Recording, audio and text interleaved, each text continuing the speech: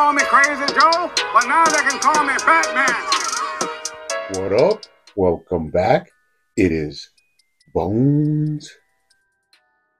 And in this one, let's go ahead and add one more figure to my McFarlane DC Multiverse collection. Now, after the whole crisis week, it is kind of exciting just to get back to normal and take a look at some new figures for my collection. Now, today we will be taking a look at the Red Tornado. Now, although he is a gold label exclusive from Target, I really did not have a hard time picking him up. I did order him directly from the Target website. And using my red card, the shipping is free. So these figures actually were $19.99 plus tax about $20.25 and shipped free directly to my door. Now, I did go ahead and pick up two of these, of course, one to open and review and one to add to my unopened mint inbox collection. Now, I may be looking into picking up one more of these, but I'll get into that later on. But pretty easy to pick this up, and also, once again, a great value. Now, Red Tornado, although not a top tier character, he does have a long history in the DC universe. Now, although your normal buyer may not know who this is, a lot of collectors do. And I, for one, am really happy to dive a little bit deeper into the character selection and pick up this awesome android. Now, there are tons of different versions of him. He changes his look beginning at his inception and all the way now into modern times. And although I, don't expect much, I actually am really pleased at the way the figure was executed. Now, he does look pretty sentient in the packaging, but let's go ahead and take a closer look at him. But first, he does come with your standard black DC Multiverse stand. Now, of course, I would rather prefer him come with a flight stand since he is more of a flying character. But we know that that is a problem with McFarlane, that he is really sparingly using those flight stands, and you just randomly get him out of the blue when you least expect it. But once again, I think I have, hundreds of flight stands and I don't really use any of them. I actually make my own flight stand where I have here my DC animated cyborg figure. For me, these are a lot more functional and pleasing to the eye, but regular collectors do prefer a flight stand with a flying character. But although these are not really needed, sometimes they do come in useful. Now, he also comes with his data file card. On the front, you do have an image from the comics. And as I stated before, if you look behind him, there are tons of versions of this character from DC Comics. But of course, this is your more standardized version of Red Tornado. Really nice image, though. I'll give him that. And on the back of the box, you also have this image blown up. Now, I do collect these boxes. I have, tons of boxes already stored up in storage. And hopefully in the future, I'll be able to use these boxes that I collected over time when I finally make my final display that I have planned out in the upcoming future. Now, on the back, you do have some information. Pretty cool. We'll add this to the collection. Now, he does come with some accessories. He does come with two alternate, I want to say like booty slapping hands, because they're not really flight hands. They're more just open hands. But it is always nice to get alternate hands with a $20 figure. I mean, even just fists and grasping hands, or grasping hands and open hands. Either way, having the four choices of hands really accentuates the value of these figures. So we'll hold on to those. Now, he also comes with this awesome whirlwind effect. Now, I had actually mentioned this a long time ago, and that was that he already had made this sort of effect when he did the Cyclone from Black Adam. And I had actually mentioned that this would work perfectly in a different color for Red Tornado. And if you compare them, they are exactly the same. They do have a peg inside for you to stand him inside. So very versatile, very awesome accessory to come with this Red Tornado. And this is a great value for $20. Now let's go ahead and get into it, and we shall take a closer look at the figure. Now, as I said before, we saw the renderings of this figure and we saw the images, and I always, take those with a grain of salt, because I have come to find out that figures don't always look, the best with figure photography or with their, first images. But once you get a figure in hand, that is the real litmus test of how the figure really feels and how much fun he is and articulation and the way he's going to actually match up in your complete DC Multiverse collection. Now, as I said before, this is a lower tier Justice League member, but he has actually been shown in many versions in the animated shows, in video games. So this is a character that me personally, I was really looking forward to. And they do not disappoint.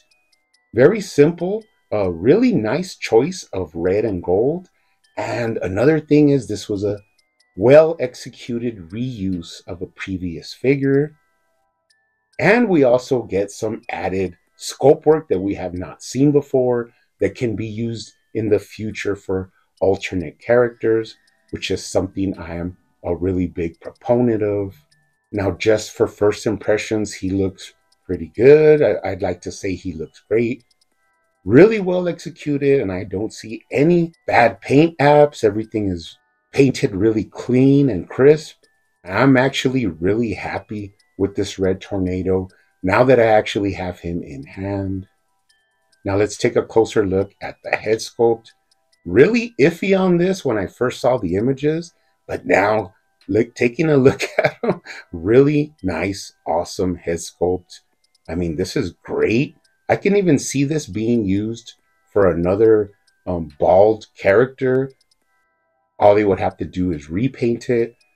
But as this android character, it is really executed beautifully. Love the darkening around the eyes. Love the added tones to the lips.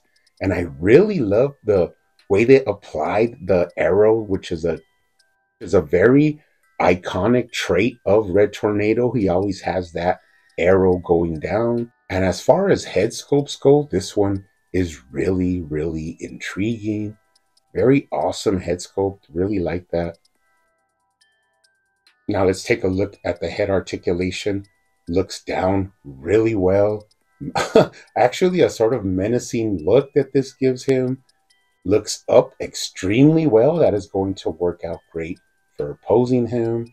You got right to left. And of course, you can tilt his head for some character. Really great articulation there with the double ball pin. Now let's go ahead and take a look at the waist articulation. You do have side to side. You do have the full tilt-a-whirl at the waist. Really smooth, really nice articulation and movement. You have a lower waist swivel, upper chest swivel, and of course you could twist them to get him in some action poses. Now let's take a look at the crunch. Now he does have a crunch. I mean, it is not extra extraordinary, but it is there, so that is really nice to see. And of course, per usual, you can get them in flight poses and lean them back. And using that pretty nice head articulation, you could get them in some cool flying poses. Now let's take a look at the shoulder articulation.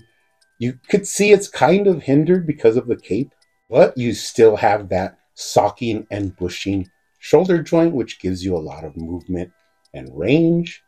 You do got up and down, front to back, bicep swivel, double jointed elbows. Now these elbows can look a little bit choppy, but One of my preferences for double elbows is that they are actually double elbow, where you can actually collapse the elbow back on itself and get that full range of articulation. Because I have come to notice that a lot of the figures that I do have that are pinless, they only go probably 90 degrees. It's really rare that a pinless figure goes all the way down to the full range of motion, but this figure does have that full range. Going down from the shoulder, beautiful paint lines. I'm actually starting to really enjoy this gold that they chose for this figure. Really has some nice contrast between the red and the gold, and you can clearly see the design lines that they went for. Now going down into the hand, pretty simple and clean design, but as always, you do get your 4 ways of articulation from McFarlane. Now on the other side, you have the same thing. And of course, per usual, he has 2 fists, which is how I prefer to review these figures, but you can always pop off his fist, pull out this open hand, and just, articulate him and pose him with that hand. Really cool, really looks nice, and really opens up the choices that you have when you do figure photography with him, which adds to more posing possibilities. Now you can get him in a T-pose pretty simply. The arms do go up above his head, even though he does have a cape. Pretty nice. And now let's go ahead and move down. Now I do love the way they reused the cape medallions from the Alan Scott figure. This one works really well, and this one actually has a little bit more of a pitted look to it. I remember the Alan Scott one, although it had like a vague, little bit of sculpt detail, this one actually you could see it a lot.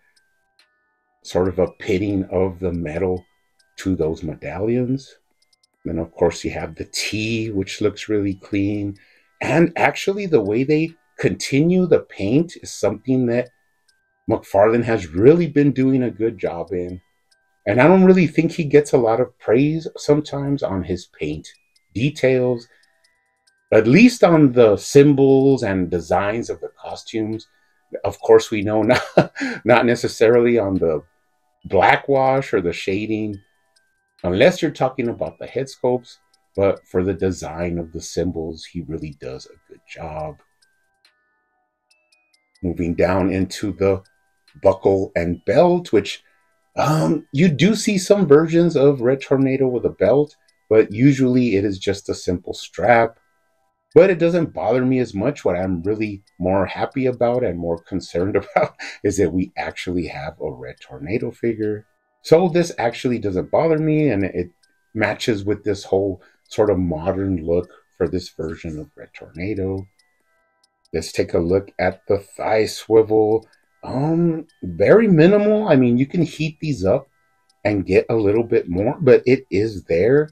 And of course, what this allows is for you to swivel his foot from side to side without having a horrible thigh cut, which would break up the sculpt of the thigh. And of course, he could kick up really high, which is nice. Kick back really far as well. And do not be afraid. That is why the trunks are made of rubber, so that you can flex his leg back. And when you put it back to its original position, the trunks actually form back to the way they were from the beginning. Really nice range of motion on the legs.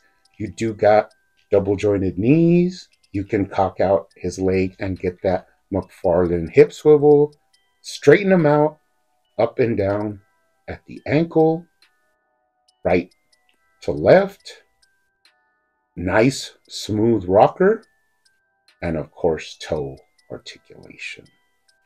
Now, before we go, let's take a complete look at the lower body.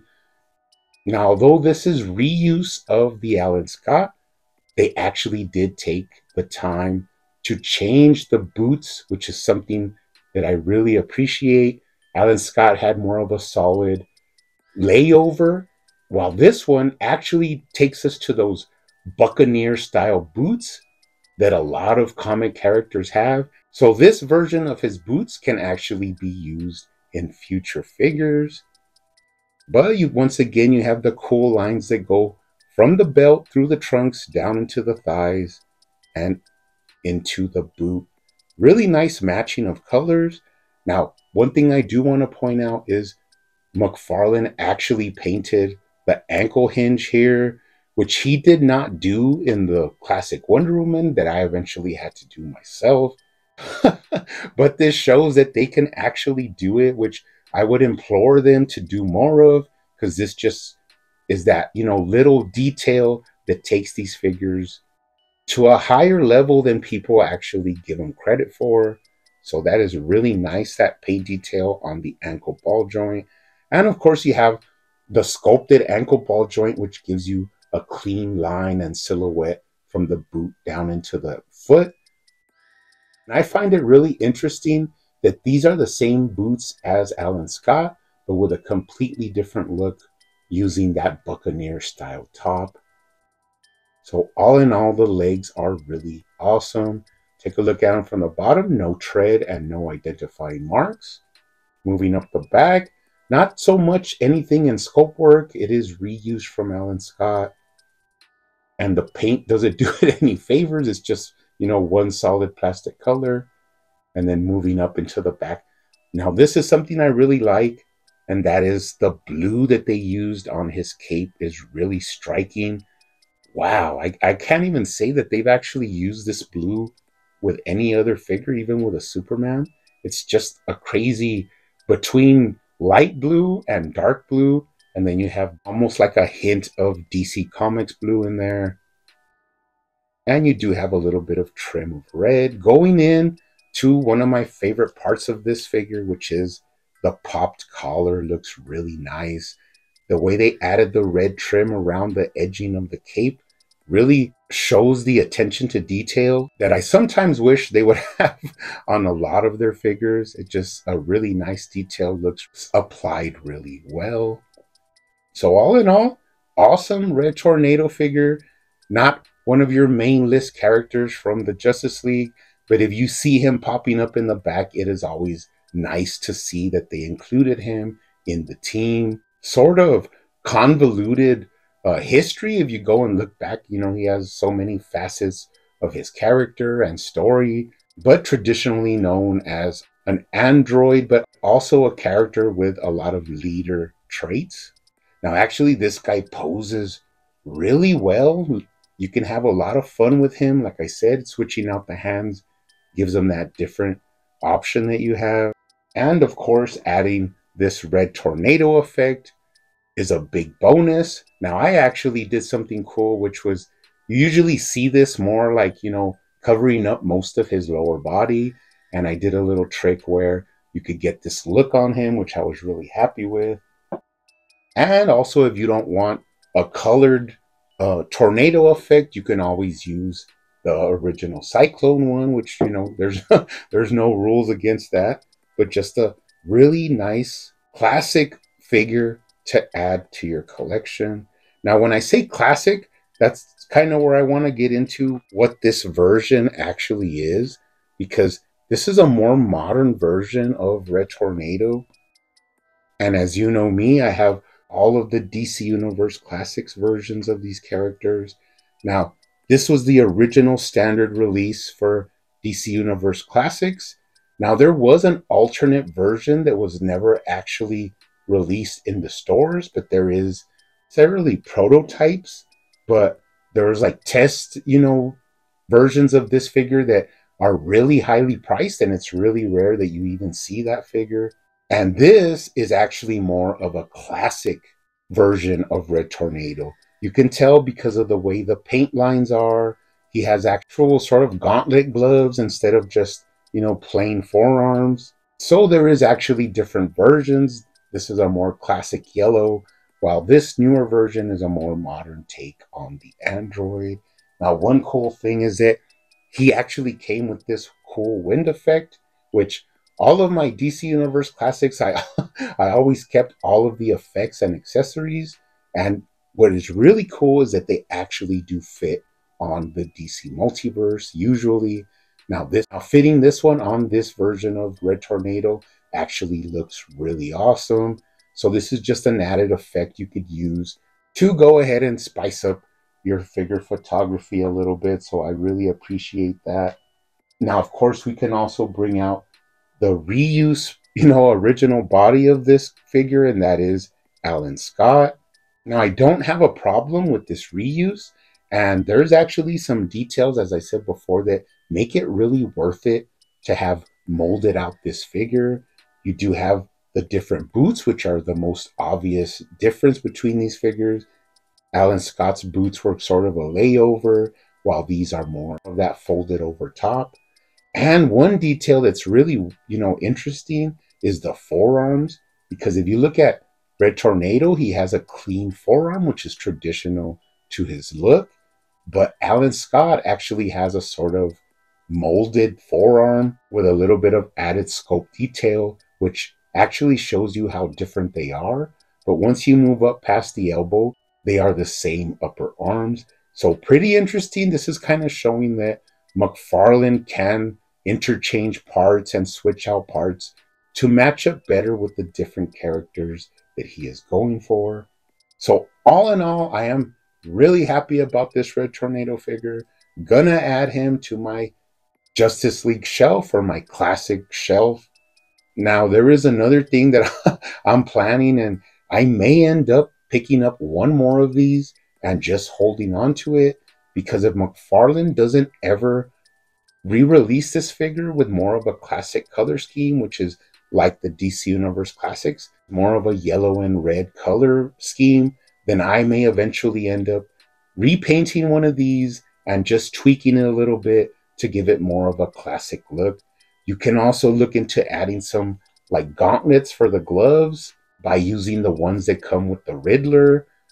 I mean, there's just tons of possibilities. That is one cool thing about McFarlane's DC Multiverse, and that is that it is very customizer friendly. Not only can you pick up most of the figures for $20 if you want to customize, you can also wait for them to get a reduced price, and the parts are really interchangeable. So all in all, this was an awesome figure for me, an awesome purchase. Really enjoyed him. But you guys keep hunting out there, keep collecting, keep customizing, and I will see you on the next one.